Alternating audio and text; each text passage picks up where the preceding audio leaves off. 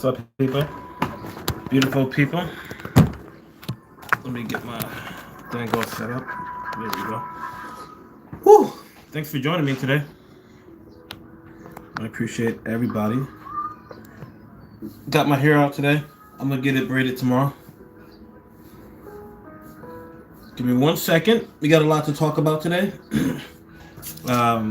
This is kind of unexpected, but for some reason it just came to me. And a lot of things come to me, and I don't express it right when it comes. And maybe I should start doing that more often. But this is going to be a long one. This is going to take about 2 hours probably for me to complete. I don't know, but I'm just giving you heads up ahead of time. Damn, man, right here. Alright, whatever. That's besides the point. You got more important things than to worry about than just my hair. So I got some tea. I got some things that I want to show you guys. Some pretty cool things. Different metals and different crystals. I got a book that I want to talk to you about. I got some stories, and I want to talk to you about evolution. Evolution. Hopefully everybody can hear me okay. I got some music playing in the back. It's kind of chill. It's gonna keep me on pace, and hopefully that can actually doesn't mess with the whole vibe. You feel me? Give me 1 second. I'll be right back. We're gonna have a lot of fun today. I promise you. I got some really good information. Please tune in. Please just bear with me a little bit. Really good stuff that's gonna help out everybody's evolution, I think. I'm intentionally putting this out in the collective consciousness. So I seem like, I listen to a lot of people tune in, tune out, and I think that a lot of us are repeating the same stuff over and over again. Let's get deeper, y'all. Let's get deeper. So I'm just gonna spark this out intentionally to put it out in the universe, in the collective consciousness, and people are gonna start to pick up, and hopefully they can add on more and more to it, because that's how we do it, right? So give me 1 second. I'll be right back, and we're about to have a good time. Okay.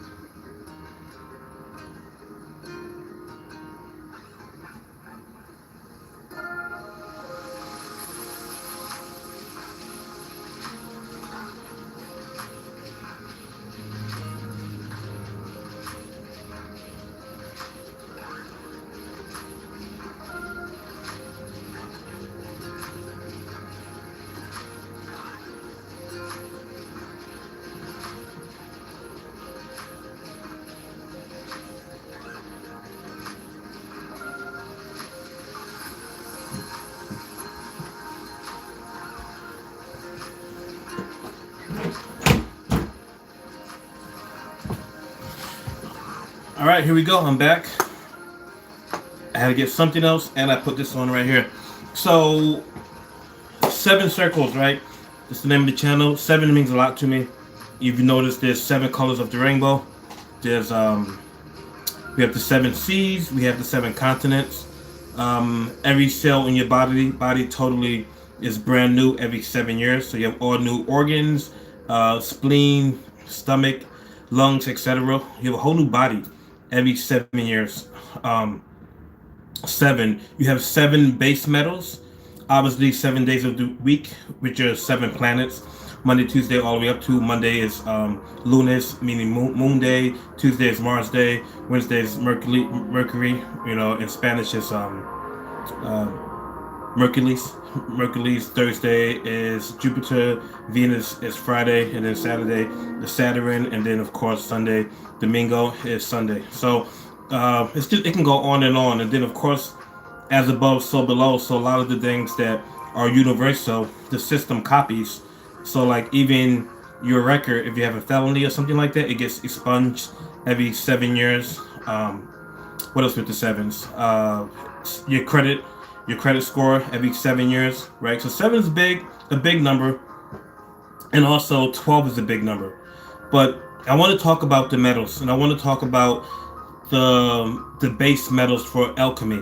And there are actually seven of them, right? Seven of them, and some of them I have here, and some of them I don't have.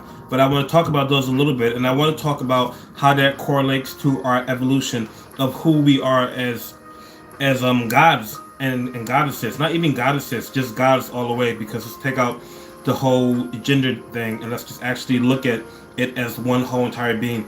I mean, a lot of people might notice, but when you're being born, right, everybody's a female, and then at the very almost last stages of evolution, or when we're being born in evolution, it's determined whether if you're going to be a boy or a girl. And I don't know what types of things determines that. I don't know if it's something on the outside or whatever, but this is a feminine universe from what I can tell. Now I won't say universe, because there are the masculine and the feminine energy, but this is basically, there's so much feminine energy on this planet. If you look at the bees, oh my God, they're everywhere, right? The queen bee, and all the bees. Look at the ants. Most of the ant bees are all women, are all females. Let's take a look at Mother Earth. We call it mother. We all share the same mother. Everybody that's born here came from a woman. I think the ratio on the planet, there are more women than men, but that's a whole different subject, and I can go on and on, into that. Even when it comes to sacred geometry, I'm big on sacred geometry, and everything that has a curve, like circles and all kinds of things, those are considered feminine in nature, whereas things like straight lines, like boxes and rectangles, those are considered masculine. And if you notice in nature, there are no straight lines, right? That's only like in the Matrix. Like we got the Twin Towers or Empire State Buildings or whatever. Everything's always straight, right? Whereas you look at other countries, like let's say for instance India, it's more of a balance, right? I think maybe even in some more Asian countries, even in Moscow, look at some of the architecture in Moscow. We have those, those shapes that go like this. But that's besides the point. We can do a video about that kind of stuff later on. What I really want to do is I want to plant a seed, and I'm doing this intentionally to put it inside of the universal consciousness, the collective consciousness on this planet right now. Because I feel like a lot of us are repeating the same stuff over and over again, and we're dissecting it, and we're putting it together in many different places. We all know now. We all know about veganism. We know about plant stuff. We know about many things, right? We know how much we've been lied to. We know all this stuff. But okay, fine. That's cool. That's one stage of awakening, right? Like, oh man, but now it's time to dig a little bit deeper, and let's actually start acknowledging who we are and what exactly the name of the game is. Because as the title says, the name of the game is evolution. So it's interesting because, again, you guys know my history. Born at home, etc. Never been to a hospital. Never ate. Actually, I did eat meat, but I was born a vegetarian. I tried it for a year, meat, whatever. That's besides the point. Never had a religion, right? And I was homeschooled, blah blah blah. But the thing about religion is, I looked at a lot of them. Growing up. I was really curious, and I looked up Buddhist, right? The whole Buddhism. I looked up Hindi. I looked up some Catholic, Christian, of course. We're born in a Christian nation. Taoism, so many. But one that I really love, and Taoism isn't really a religion; it's more of a way of life. And the book written by Lao Tzu, right? You have the Tao Te Ching, Taoteeching. In that book, it talks about how out of the void. Notice what I'm saying. Out of the void comes one, and out of the one comes two. Out of the two comes 3, and out of the 3 comes 5, and out of the 5 comes many.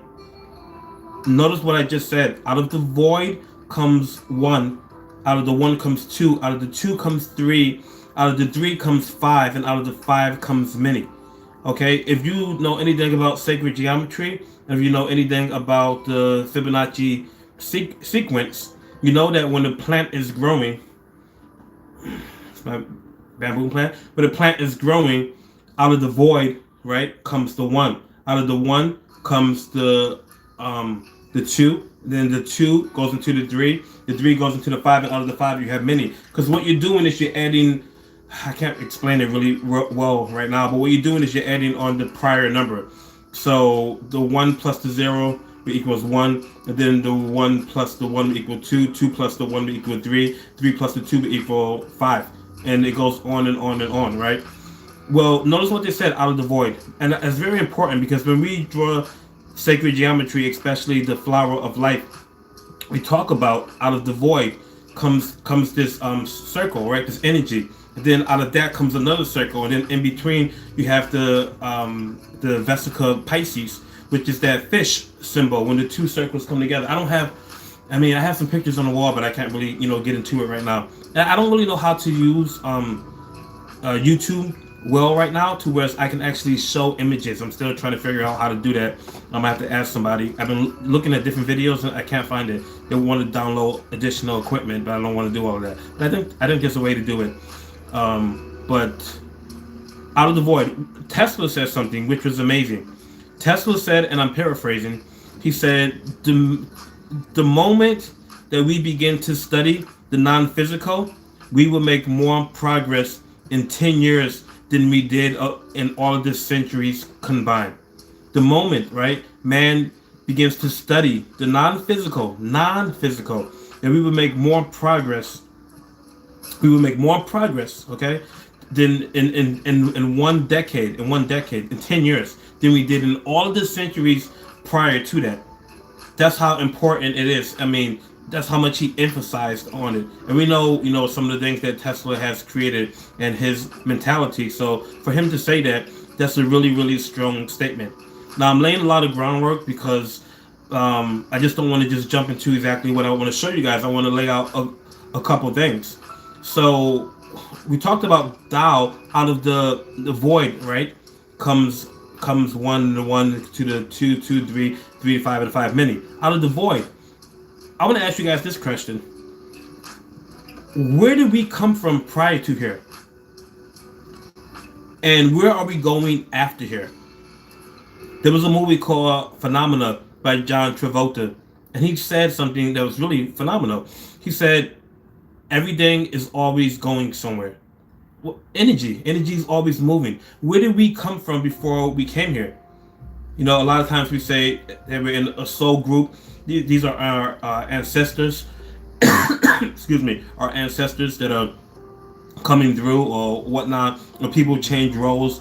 Somebody might have been your mom in the last life, and this life they're your daughter. And it just goes kind of like that, right? But where do we come from, and where are we going? They have these cameras nowadays. I forget the name of them, but you can have how would we do this? You can have a light that is shown. It's called your bioluminescence or something. I forget, some type of light. But if you cut off my finger, the light shows that your finger is still there, even though your finger physically isn't there. And it does that with the plant too. There's like an outline, like a model, right? That's why if you really are advanced in your consciousness and you have moved up to those levels, you can actually regrow a finger right back. Okay, I'm gonna be talking about some stuff that some of you guys might not be comfortable with. I'm not sure, but maybe that isn't too popular.